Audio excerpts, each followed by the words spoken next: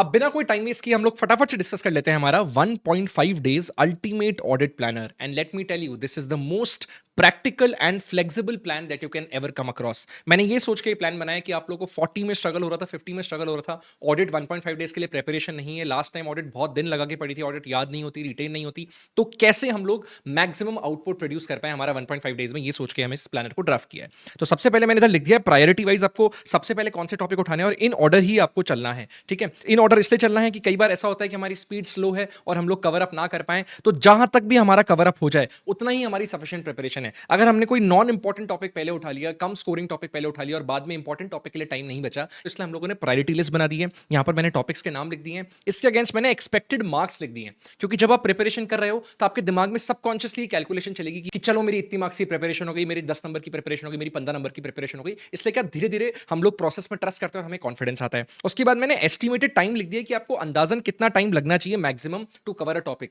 ये इसलिए लिखना जरूरी है, इससे कोई प्रेशर नहीं बनाना मुझे आप पर ये इसलिए लिखना जरूरी है क्योंकि अगर हम जरूरत से ज्यादा टाइम दे देंगे किसी एक पर्टिकुलर टॉपिक को, तो इसका मतलब हमको बचे हुए टॉपिक्स में कॉम्प्रोमाइज करना पड़ेगा। इसलिए सबकॉन्शियसली हमारे पास ये अवेयरनेस होनी चाहिए कि हमें एक टॉपिक पर मैक्सिमम कितना टाइम लगाना है। और उसके बाद मैंने आपका पूरा ही टाइम टेबल को डिवाइड कर दिया इस तरीके से कि आप लोग अभी आप एएफएम का एग्जाम देकर रहे हो, तो आपको इवनिंग में क्या पढ़ाई करनी है, डे वन की नाइट में क्या पढ़ाई करनी है, डे टू की मॉर्निंग में, डे टू के आफ्टरनून में, डे टू की इवनिंग में, डे टू की नाइट में, फाइनली डे थ्री की मॉर्निंग में। इसके बाद मैंने डे थ्री में ना आपके जो मॉर्निंग का टाइम है, जिस दिन हमारा ऑडिट का एग्जाम होगा उस दिन का जो टाइम है, उसमें मैंने बफर और पेंडिंग टॉपिक्स के लिए टाइम रखा है। अगर आप लोगों ने इसके अलावा कोई टॉपिक्स प्लान कर रखे तो आप वो कर सकते हैं, या फिर अगर इनमें से कोई भी टॉपिक आपका जरूरत से ज्यादा टाइम ले चुका था तो उस केस में आप ये बफर टॉपिक्स कर सकते हैं। प्लीज पैनिक मत करिएगा, ये ऑलमोस्ट 80 से 85 मार्क्स की कवरेज करते हुए चलता है। ज्यादा टॉपिक्स के चक्करों में और कवरेज के चक्कर में मत पड़ना। ये सोचोगे नहीं नहीं सर एक बार पढ़ जाते हैं शायद एमसीक्यू बन जाए, शायद कोई डिस्क्रिप्टिव आ जाए, शायद शायद से नहीं होगा। ये गेम प्योरली क्वालिटी का है, तो जो भी पढ़ो लिमिटेड पढ़ो बट क्वालिटेटिव पढ़ो। 80 से 85 मार्क्स की तैयारी कर ली ना, तो 60 प्लस स्कोर करना भी आसान है।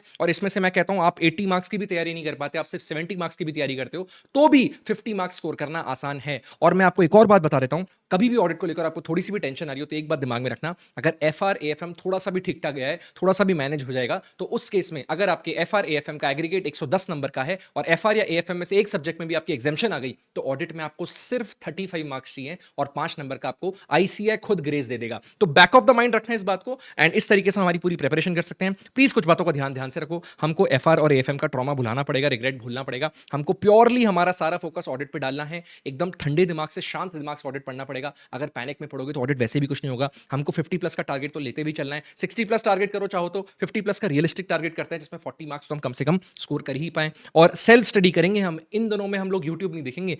आप लोगों को बुरा लगता है बट मैं फिर भी कह देता हूं, marathons at this last stage will only give you an illusion of comfort. आपको लगेगा कि हमारी कवरेज पूरी हो गई, but it will lead to very little retention. आप एग्जाम में जाओगे तो आपको लगेगा यार मैक्सिमम 1 पॉइंट 2 पॉइंट याद आ रहा है, कुछ बताया तो था फैकल्टी ने पर याद नहीं आ रहा। ठीक है, तो प्लीज अवॉइड करो, कोशिश करो, सेल्फ स्टडी करो। दिमाग में ये रहना चाहिए हमें 75 marks of highly scoring and easy topic सबसे पहले कवर करनी है, उसके बाद हमको जाना है अदर टॉपिक्स पे। हमको हमारा फोकस जो है वो कंसेप्ट बुक पे रखना है, क्वेश्चन बैंक पे नहीं रखना, क्योंकि क्वेश्चन बैंक के क्वेश्चन रिपीट नहीं होते एग्जाम के अंदर। और उसके अलावा आपको बता देता हूं, अगर आपको आइडेंटिफिकेशन प्रॉब्लम है, आप नहीं समझ पाते सर एप्लीकेशन बेस्ड क्वेश्चन में पूछा क्या है, तो उसको टैकल करने का सिर्फ एक तरीका है, जब आप अपनी प्रिपरेशन करो तो आप हेडिंग सारी ध्यान से पढ़ना अपनी कंसेप्ट बुक की, उसके बाद ही उनके पॉइंट्स पर जाना। आप टेलीग्राम पे कनेक्टेड रहना, बिकॉज इन 2 दिन तक मैं आपके साथ हूं। मैं कुछ ना कुछ अपडेट्स, कुछ ना कुछ स्ट्रेटेजीज, कुछ ना कुछ important areas regularly time to time आपके साथ शेयर करता रहूंगा।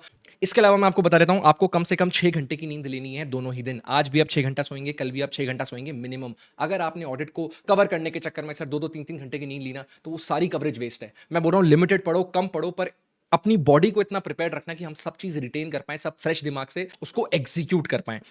और इन 2 दिनों में आपको कोई भी क्वेरीज है, कोई भी गाइडेंस है, मैं 24/7 व्हाट्सएप पे अवेलेबल हूं। कोशिश करूंगा within half an hour, within 15 minutes, max to max 1 hour आपको जवाब दूं। आप इस नंबर पे मैसेज कर सकते हैं। आपको टेंशन आ रही है, आपको समझ नहीं आ रहा क्या करना है, कैसे करना है, कोई टेक्निकल क्वेरी ऑडिट की, I am there with you.